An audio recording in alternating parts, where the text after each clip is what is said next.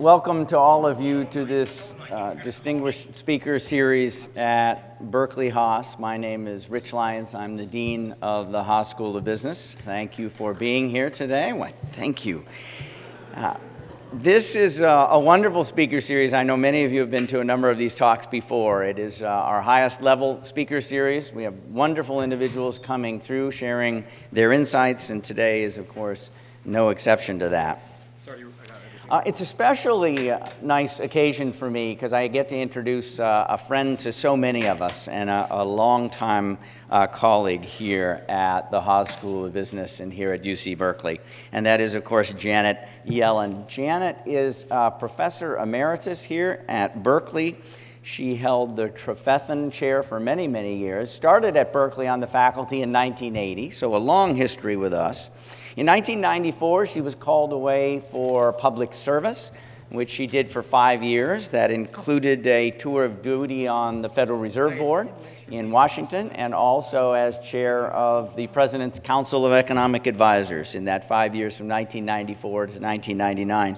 And again in 2004, she was called back into service, this time a 6-year period, as president and CEO of our regional Federal Reserve Bank, the San Francisco Fed. In 2010, she was nominated and confirmed as vice chair of the Federal Reserve Board. That's a 4-year term, and she is currently serving part of a 14-year term on the Federal Reserve Board. She has emerged nationally, globally really, as one of the key figures working on economic recovery, among many, many other things. And her talks are noted for her insights into these very, very big and important questions. Her background is very broad, many accolades. Let me just mention a few. She was a Brown undergraduate, studied economics there, a PhD from Yale in economics. She won the Wilbur Cross Medal while she was at Yale getting her PhD. She's also been elected more recently as a Distinguished Fellow of the American Economics Association. That was 2012. She has been on many wonderful lists. The 50 most influential list is one example in Bloomberg Markets magazine, but there are many, many others that I could mention. Many of you have taken her class here. She taught macroeconomics in our MBA program for many, many years. Won 2 of our Teacher of the Year awards in 2 different years. We call that the Chite Teaching Award. So she's a fabulous teacher and a fabulous colleague. Just this last Friday night at the annual Haas School Gala, we were able to recognize her with Business Leader of the Year Award. And she gave us some comments on Friday as well. Today, her comments will be more in the direction of the work that the wonderful and important work that the Fed does and federal policy, Federal Reserve policy. We're honored, really, that she has chosen the Haas School and here at Berkeley to deliver these remarks. Janet, thank you very, very much for being here.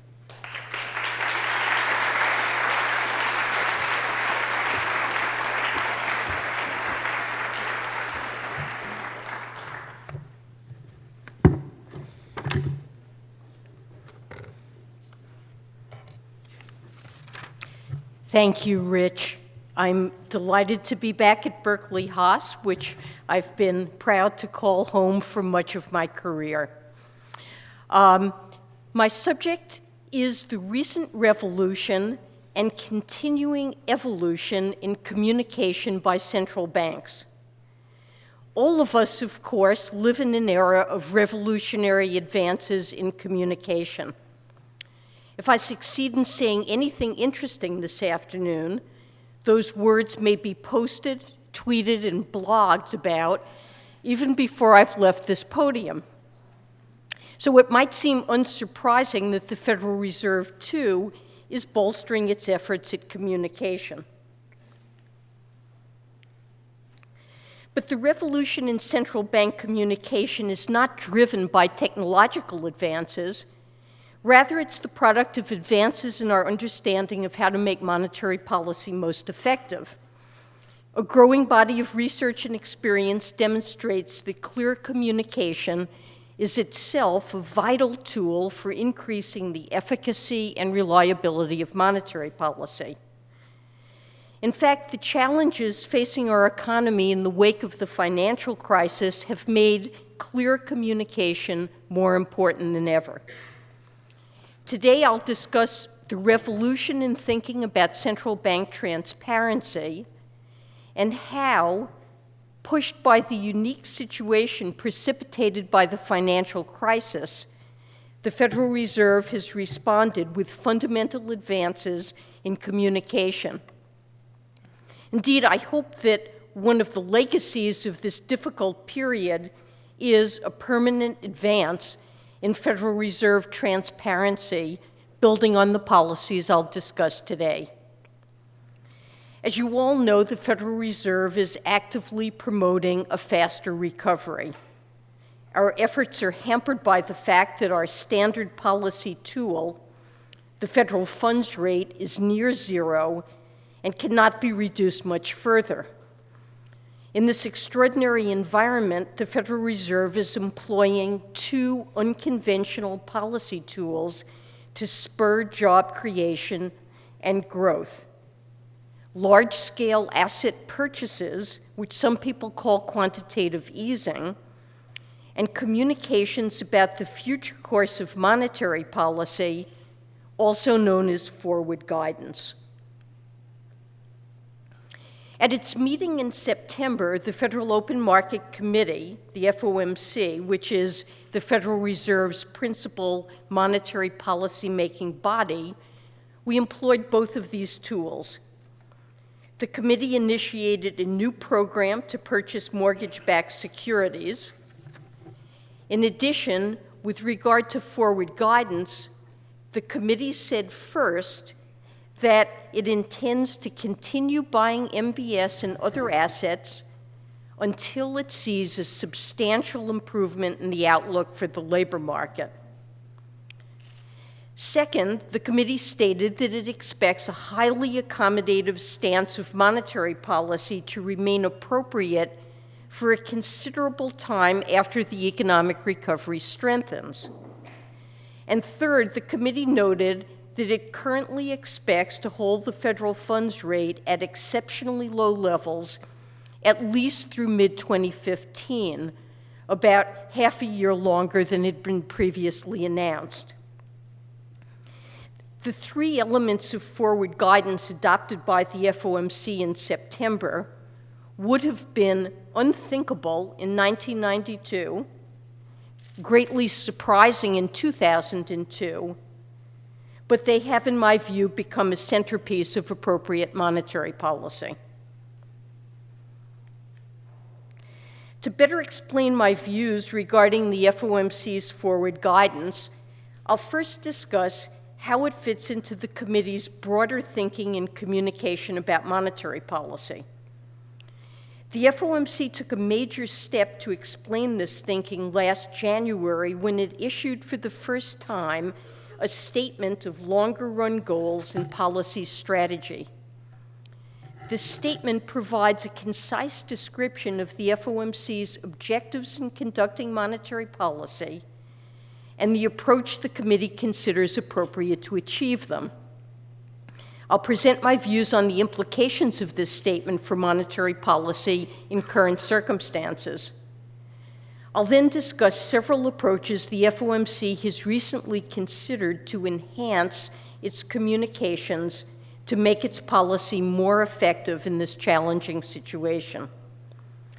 Let me emphasize that the views I express here are my own and do not necessarily represent those of my colleagues in the Federal Reserve System. To fully appreciate the recent revolution in central bank communication and its implications for current policy, it's useful to recall that for decades, the conventional wisdom was that secrecy about the central bank's goals and actions actually makes monetary policy more effective. Until the 1990s, central banks, as a rule, did not discuss their monetary policy decisions. While the Federal Reserve is required by Congress to promote stable prices and maximum employment, Federal Reserve officials avoided discussing how policy would be used to pursue both sides of the mandate. Indeed, mere mention of the employment side of the mandate, even by the mid-1990s, was described in a New York Times article as the equivalent of sticking needles in the eyes of central bankers.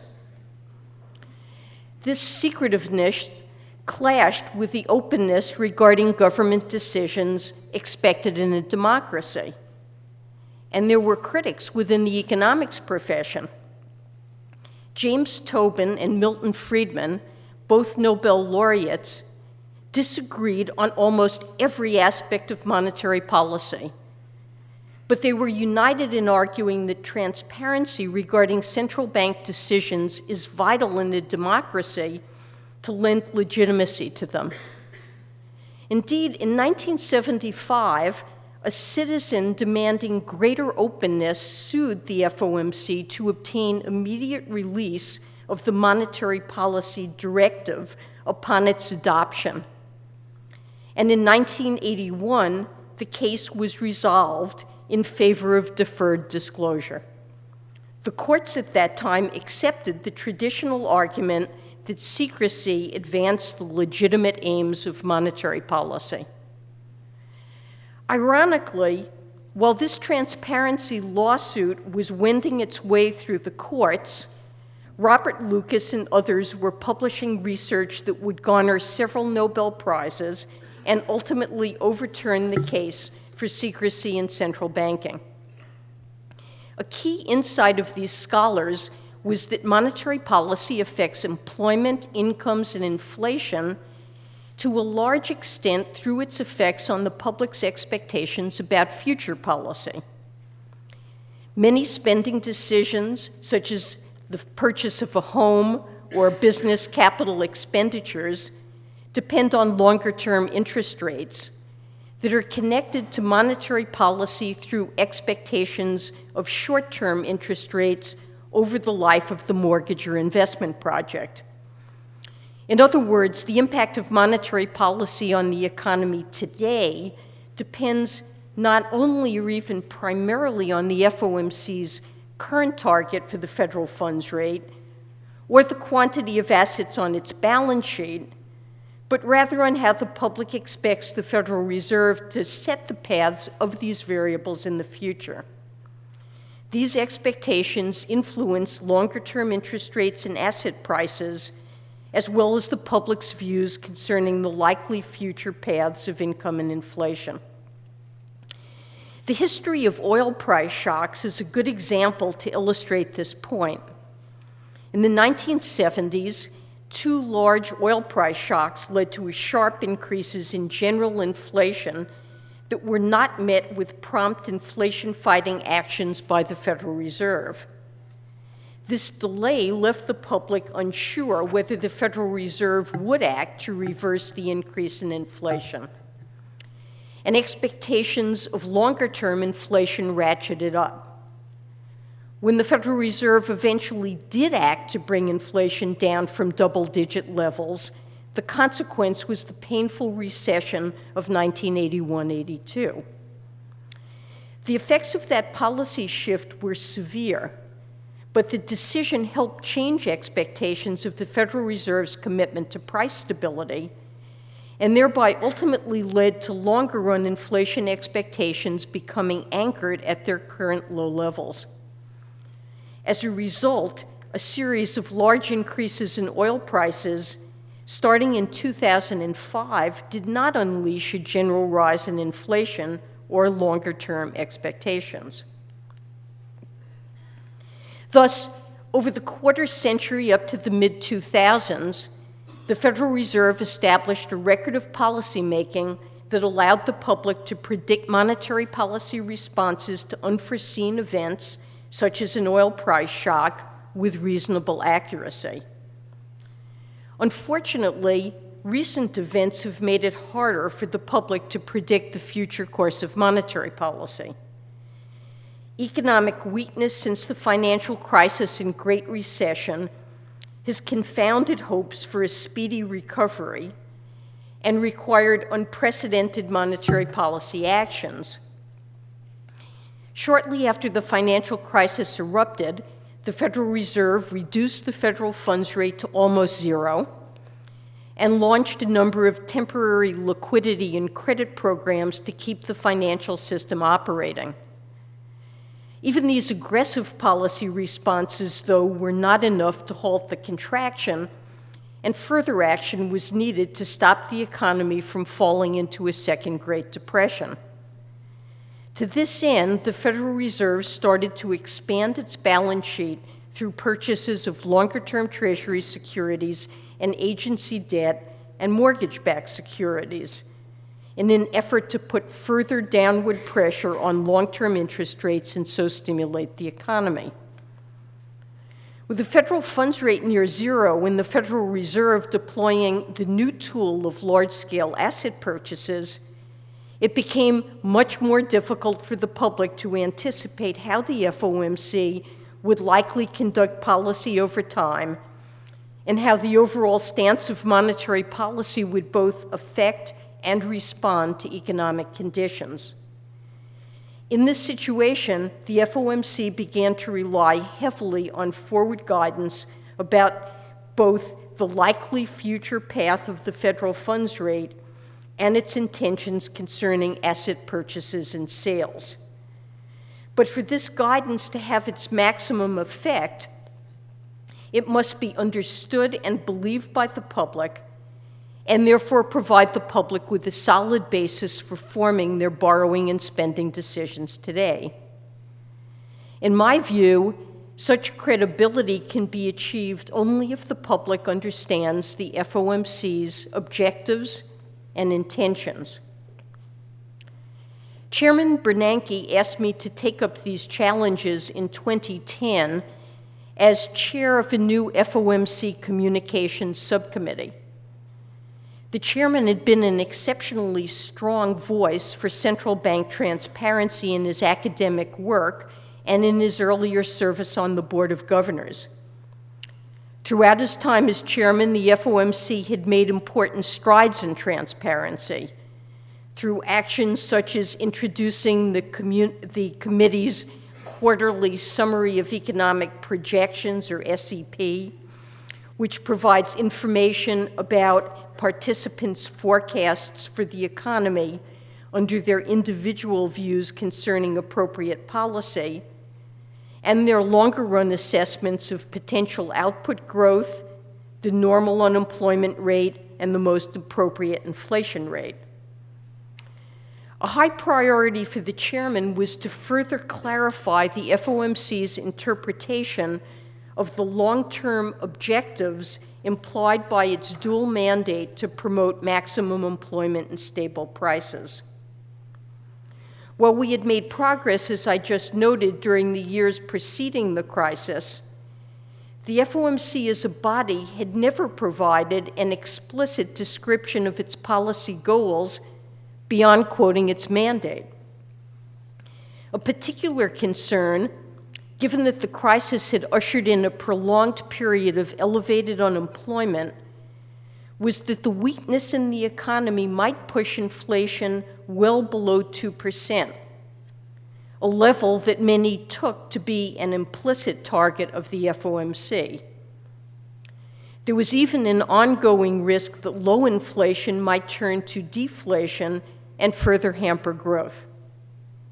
These challenges led to legitimate questions among forecasters and the public about just what the FOMC meant by maximum employment and stable prices. The FOMC could have chosen to adopt an inflation targeting framework in which it would have specified solely an objective for inflation without any explicit reference to employment. Such an approach has been adopted by a large number of central banks since the 1990s.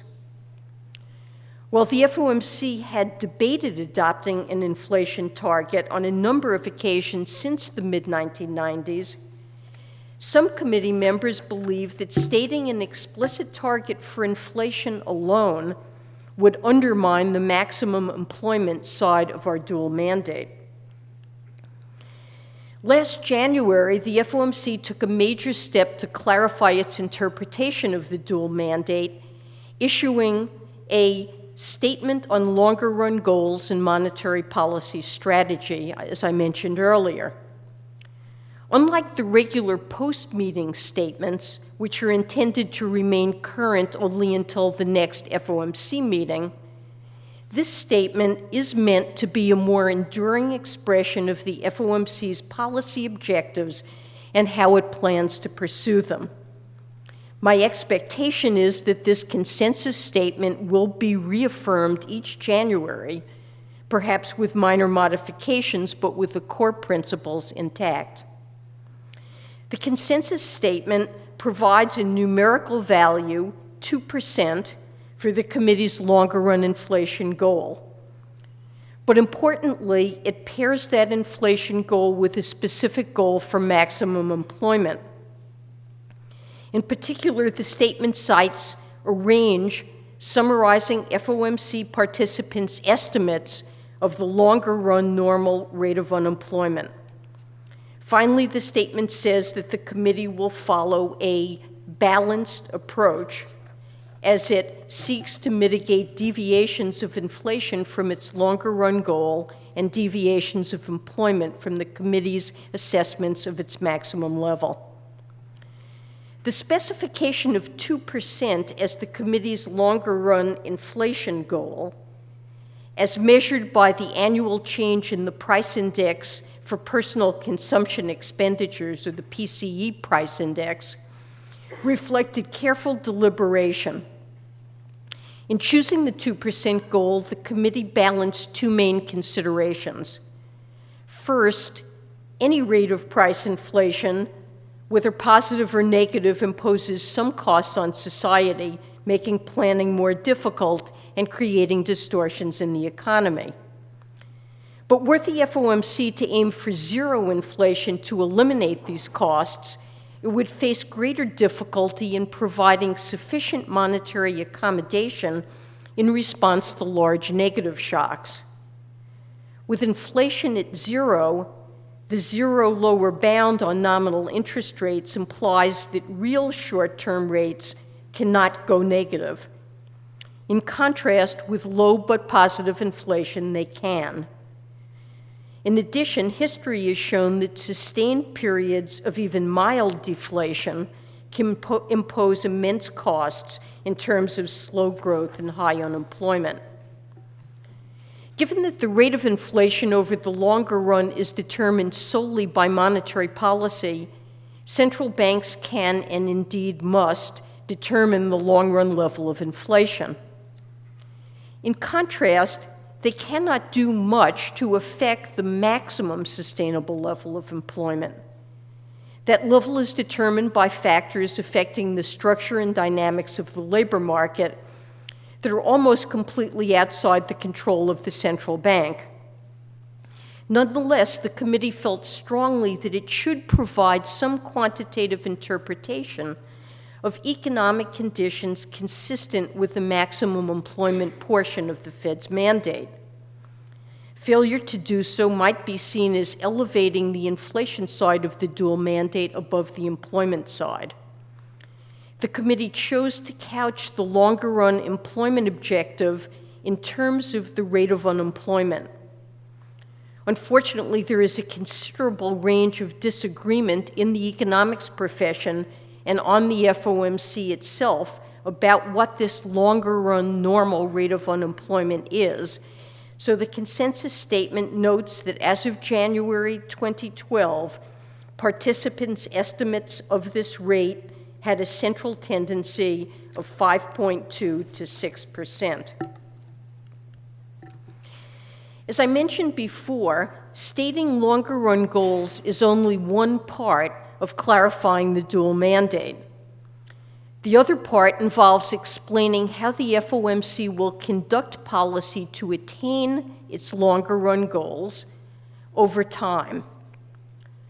Because shocks to the economy regularly push inflation and unemployment away from the committee's objectives, the FOMC must adjust policy to mitigate deviations from its goals. Now, the goals of stable prices and maximum employment are often complementary. So policymakers need not sacrifice performance on one goal to pursue the other. But the pursuit of the two sides of the dual mandate can temporarily conflict. For example, returning to inflation to its longer-run goal might require, say, a tighter stance of monetary policy, whereas returning the economy to maximum employment might require just the opposite. The consensus statement explains that in such circumstances, the FOMC will pursue a balanced approach, taking into account the magnitude of the deviation of each variable from its objective and allowing for the possibility that the deviations may not be eliminated over the same time horizon. The balanced approach strategy endorsed by the FOMC is consistent with the view that maximum employment and price stability stand on an equal footing as objectives of monetary policy. Two general properties of such a balanced approach deserve emphasis. The first is that if the FOMC is doing its best to minimize deviations from its objectives, then over long periods, both unemployment and inflation will be about equally likely to fall on either side of these objectives.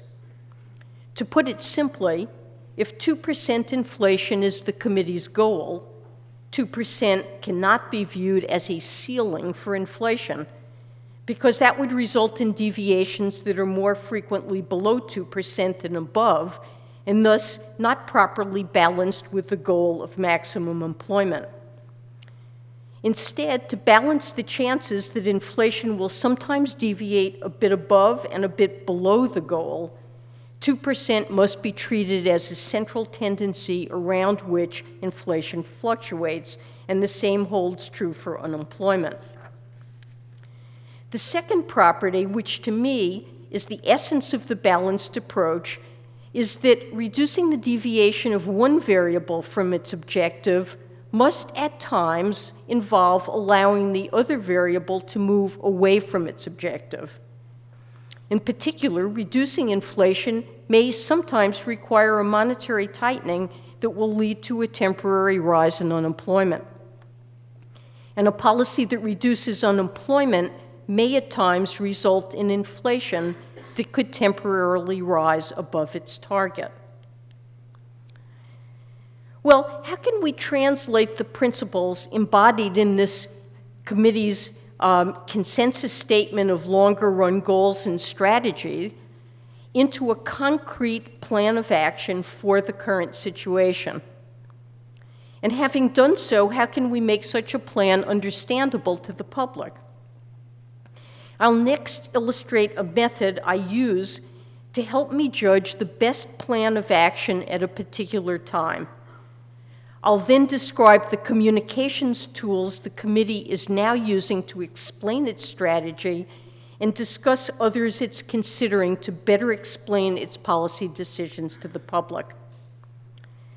In addition to clearly specified goals, concrete recommendations about appropriate monetary policy require the specification of a baseline outlook for the economy and also a realistic quantitative model of the economy to assess how monetary policy choices affect the likely paths of the FOMC's goal variables, namely inflation and the unemployment rate.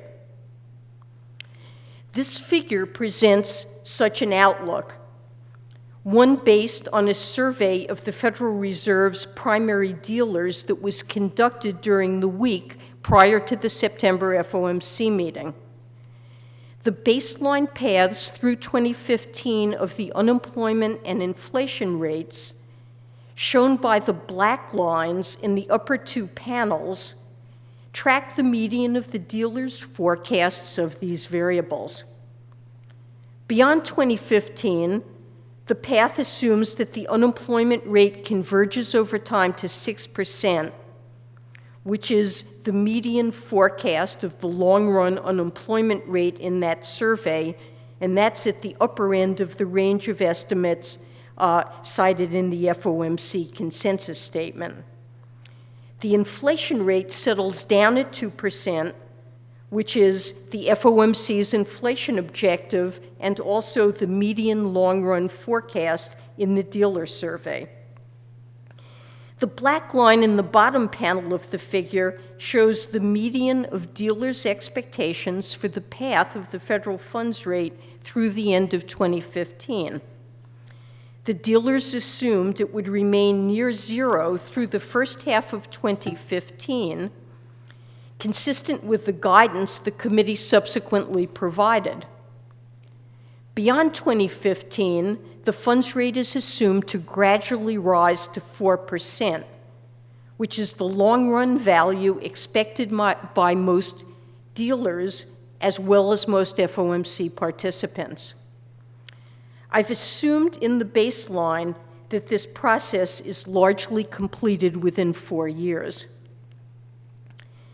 The question I now want to address is whether this illustrative baseline path for the federal funds rate is one that reflects a balanced approach to attaining our longer-run objectives consistent with our consensus statement. As I noted, this balanced approach means inflation and unemployment will sometimes temporarily deviate from longer-run objectives, but that these deviations will be minimized. To answer this question, I need to rely, as I mentioned, on a specific macroeconomic model. And for this purpose, I will employ FRBUS, or FRBUS, one of the economic models commonly used at the board. The model lets us analyze every possible policy path to see which one yields the best feasible outcome for the paths of unemployment and inflation. To derive a path for the federal funds rate consistent with the committee's longer-run goals and balanced approach, I assume that monetary policy aims to minimize the deviations of inflation from 2% and the deviations of the unemployment rate from 6%, with equal weight on both objectives. The optimal policy to implement this balanced approach to minimizing deviations from the inflation and unemployment goals involves keeping the federal funds rate close to zero until early 2016, about 2 quarters longer than in the illustrative baseline, and keeping the federal funds rate below the baseline path through 2018. This highly accommodative policy path generates a faster reduction in unemployment than in the baseline, while inflation slightly overshoots the committee's 2% objective for several years. The optimal path that I just described in this slide is shown by the blue lines. The optimal path illustrates one of the key features of optimal policy under a balanced approach to the dual mandate. Provided that longer-term inflation expectations are firmly anchored, the federal funds rate is set to balance the benefits from a faster reduction of the unemployment rate against the losses from a temporary and modest increase of inflation above 2%. The more rapid reduction in unemployment along the optimal control path and in the baseline reflects the stimulus to demand provided by lower nominal and real interest rates, higher asset prices, and the expectation of more rapid growth in employment and income. The computation of an optimal path for monetary policy is obviously complicated. And as I'll discuss, it's challenging to communicate. It rests on many assumptions about the outlook for the economy and its structure. An alternative and much simpler approach would entail setting the federal funds rate according to the prescriptions of a policy rule, such as the well-known Taylor rule or a variant.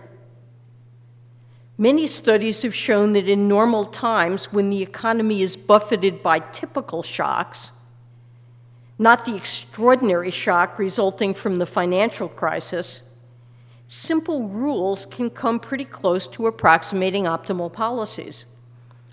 In fact, empirical research suggests that a modified version of the original Taylor rule fits the behavior of the Fed from the late 1980s until the financial crisis reasonably well. Given that participants in financial markets are familiar with both the FOMC's historical behavior and simple rules, the communications challenges might arguably be less severe if the FOMC followed such a strategy.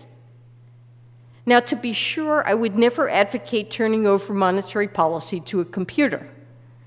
But why shouldn't the FOMC adopt such a rule as a guidepost to policy? And the answer is that times are by no means normal now, and the simple rules that perform well under ordinary circumstances just won't perform well with persistently strong headwinds restraining recovery, and with the federal funds rate constrained by the zero bound. The red lines that are labeled modified Taylor rule in this slide show the economic outcomes that would be expected if the funds rate were set according to the prescriptions of a rule that is similar to the original Taylor rule, with the only difference being that it responds equally to deviations of unemployment and inflation from their respective longer-run values. The figure shows that this rule would raise the federal funds rate substantially earlier than the optimal path, thereby leading to more protracted deviations of the unemployment rate above its longer-run normal level, without any measurable gains in keeping inflation closer to the 2% target. In contrast, the optimal policy, the blue lines, result in better economic outcomes.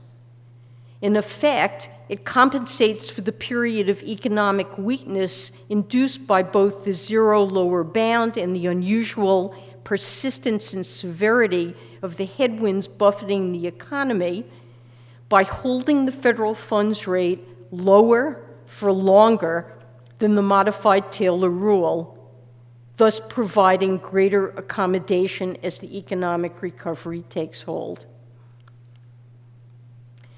The fact that simple rules aren't as useful in current circumstances as they would be for the FOMC at other times poses a significant challenge for FOMC communications, especially since private sector Fed watchers have frequently relied on such rules to understand and predict the committee's decisions on the federal funds rate.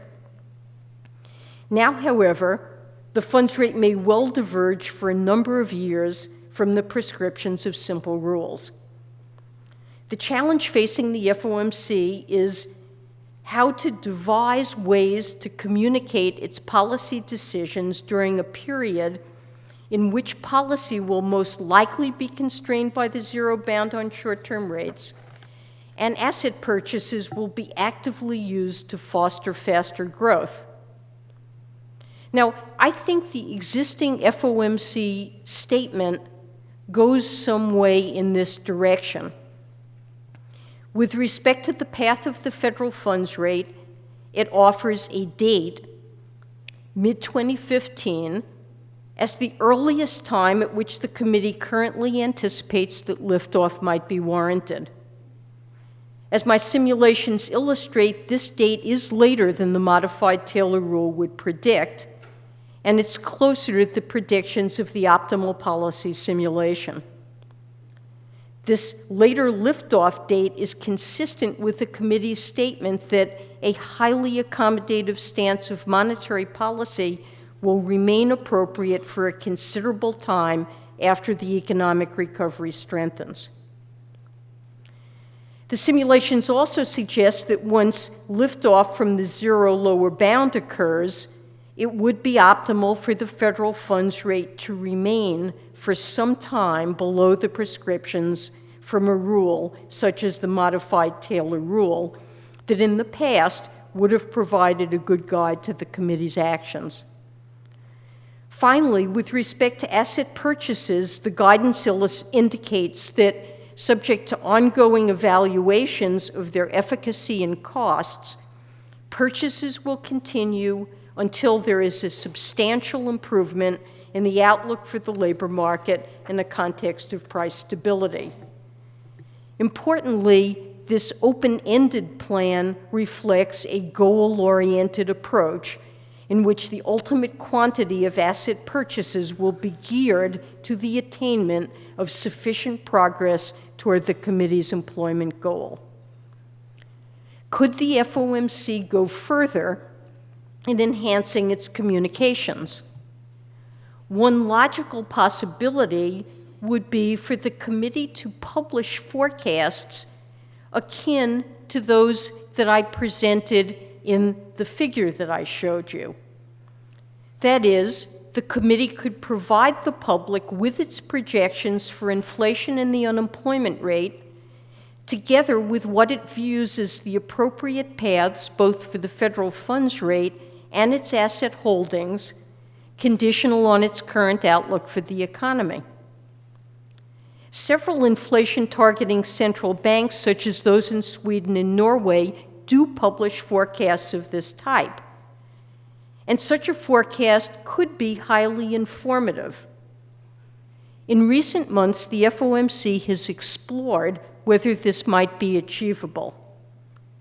Not surprisingly, perhaps, in a committee of 19 participants with diverse views on the structure of the economy and appropriate policy, a detailed consensus forecast is exceptionally difficult to develop. As an alternative, the FOMC could try to build on the individual projections of macroeconomic variables and policy that are already included in our quarterly summary of economic projections. The object would be to provide at least some further information about how these individual projections inform the committee's collective policy judgment. Improvements along these lines are currently under active consideration.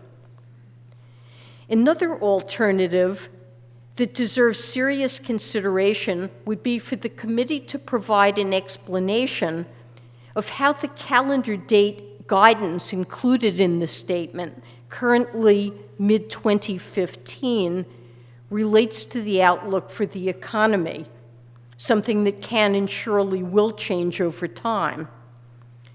Going further, the committee might eliminate the calendar date entirely and replace it with guidance on the economic conditions that would need to prevail before liftoff of the federal funds rate might be judged appropriate. Several of my FOMC colleagues have advocated such an approach, and I am also strongly supportive. The idea is to define a zone of combinations of the unemployment rate and inflation within which the FOMC would continue to hold the federal funds rate in its current near-zero range. For example, Charles Evans, who's president of the Chicago Fed, suggests that the FOMC should commit to hold the funds rate near zero at least until unemployment has declined below 7%, provided that inflation over the medium term remains below 3%. Narayana Kocherlakota, who's president of the Minneapolis Fed, suggests thresholds of 5.5% for unemployment and 2.25% for the medium-term inflation outlook. Under such an approach, liftoff would not be automatic once a threshold is reached. That decision would require further committee deliberation and judgment. I support this approach because it would enable the public to immediately adjust its expectations concerning the timing of liftoff in response to new information affecting the economic outlook. This market response would serve as a kind of automatic stabilizer for the economy. Information suggesting a weaker outlook would automatically induce market participants to push out the anticipated date of tightening and vice versa. Perhaps more important, the use of inflation and unemployment thresholds would help the public understand whether a shift in the calendar date, if one is still included in this statement, reflects a change in the committee's economic outlook, or alternatively, a change in its views concerning appropriate degree of accommodation. Since monetary policy works in large part through the public's perceptions of the FOMC's systematic behavior, this distinction's crucial. Well, to conclude, the past few years have seen important changes in the FOMC's communications, innovations that promote the Federal Reserve's accountability to the public. Beyond that, I believe better communication serves to improve the efficacy of monetary policy at a time when the FOMC faces constraints on its ability to provide appropriate support to the economic recovery through the federal funds rate, its traditional policy tool. In my view, we've made progress, but much work remains to be done. Thank you. Let me stop there, and if we still, Rich, have a couple of minutes, I'd be happy to take some questions.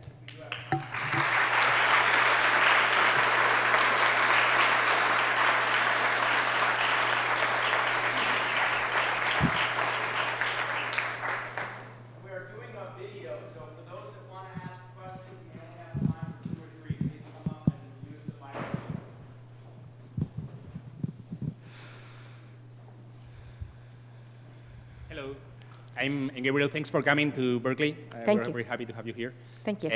So I have two little questions. One, some people fear about the possibility of hyperinflation. What is the policy, the communication policy for the Federal Reserve in case that hyperinflation develops very fast? Like some people say in a matter of days can develop. And the other question is, I'm from Spain. Do you have any specific personal advice for the macroeconomics policies? Well, let me start with the hyperinflation question. So, as a teacher of intermediate macroeconomics at many levels, one always hopes that one's students will take away things that will be a permanent part of their toolkit for thinking about how the economy works.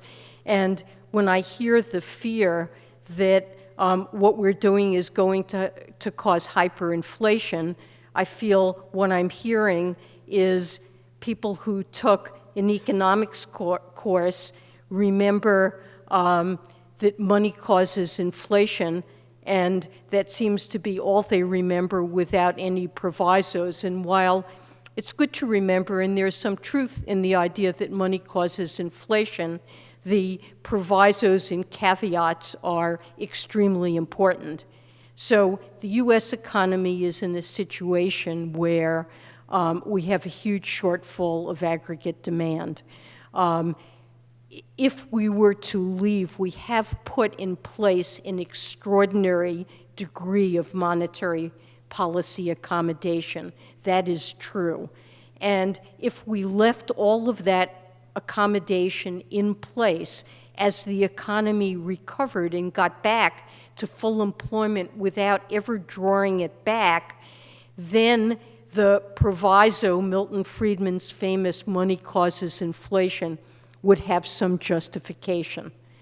But we're not in that situation, and while there have been fears and people have been talking about the possibility that the Federal Reserve's policies could cause high inflation, for many years since we put in place this extraordinary degree of accommodation starting around 2008, inflation has been persistently running at or under 2%. So I think this is a fear that is not at all legitimate now. But it will be important as the recovery proceeds and as we get closer back to full employment for the Federal Reserve to remove the accommodation we've put in place. And in fact, the figures I've shown you all show that that will be done. We've thought very long and hard about how to do that. We are using some novel methods by which we're operating. We have a very large balance sheet. So we've spent a considerable amount of time discussing with the public and among ourselves what tools we will use and how we will treat what we will do with all the assets we've put on to our balance sheet. In June of 2011, the committee issued a statement of principles concerning its so-called exit strategy, how we will remove that accommodation. And we indicated that when the time comes, when the economy is recovering enough, we will push up short-term interest rates by raising the interest that we pay to banks that hold reserves on our books. And by raising the interest we pay on reserves, all short-term rates will be pulled up. Eventually, after we start raising that rate and the federal funds rate target, we have said that we intend to normalize the size and composition of our balance sheet by gradually selling off MBS over time. So, of course, we do have to remove the accommodation. We have a plan for how we're going to do so, and it's always a key challenge of monetary policy, regardless of, when we face this situation, of timing it right so that we do tighten monetary policy to avoid inflation. So that's question one. On question two, I think Spain obviously faces a very difficult situation and is clearly working very closely with member states in the EU and the Euro area to address its significant banking concerns and the medium and longer term budget deficits that it has. And I think the EU has set out a program that I hope will be successful for Spain and other countries that are under pressure, but there's no question it's a challenge, and the European situation is affecting economic conditions around the globe and in the United States too. Pension fund managers have very optimistic targets for their return. What does a 2% long-term inflation rate mean to them? Inflation rate or interest rate?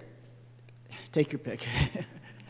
So, a 2% inflation rate, I would say that's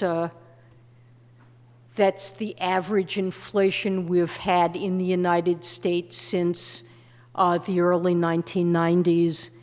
So I think a 2% inflation rate is consistent with our history over the last several decades and coincides pretty closely with what financial market participants, including pension funds, would take to be a normal inflation rate in a well-functioning economy. We're in good company with a 2% inflation target. That's what most developed countries with inflation targets have adopted. But we do have very low long-term interest rates. And as I've mentioned, it is explicitly our policy to try to do what we can to push them yet lower. And there's no question that this low interest rate environment is having an adverse impact on some households, particularly savers that are earning very low yields on CDs or on savings accounts. and it's creating real challenges for pension funds and insurance companies that have had much more optimistic assumptions about what their average rates of return will be. So I recognize that this is a side effect of, in part, the policies that we're following, but more generally, the very weak economic environment that we find ourselves in now, where an attempt to keep interest rates at historically normal levels would clearly undermine the recovery. I think we do have to be very careful, and we are thinking carefully about potential adverse impacts that holding interest rates low for a long time could have on financial stability. We are aware of the fact that a low interest rate environment is one that can stimulate risk-taking. Now, we want to see some risk-taking. In the aftermath of this financial crisis, there are many indications that risk-taking is abnormally low. So it wouldn't be wrong to say our policy is designed to incent a certain amount of risk-taking. But risk-taking can clearly go too far and result in decisions and a buildup in leverage, possibly the formation of bubbles we've seen in this economy in the past, and we do not want to see again. So we're monitoring those aspects of behavior, both among major classes of investors, pension funds, insurance companies, investment banks, securities firms, and the banking organizations, among hedge funds. We're monitoring that very closely. My own judgment would be that we do not have evidence yet of any increase in risk-taking that would be a major financial stability concern, but that is one of the things that we need to monitor. I would say with respect to savers, insurance company, pension funds that are adversely affected by this interest rate environment, that in order to receive healthy returns over a significant span of time, the economy has to be healthy. That's how returns are healthy on a wide range of asset classes. And our policy is designed for a time to create conditions that will result in a healthier economy. Janet Yellen, you and the clarity of your thinking is of great service to this country and to the world. Thank you for coming back to Berkeley, Janet. Thank you. Thank you, Rich. Thanks for having me. Thank you.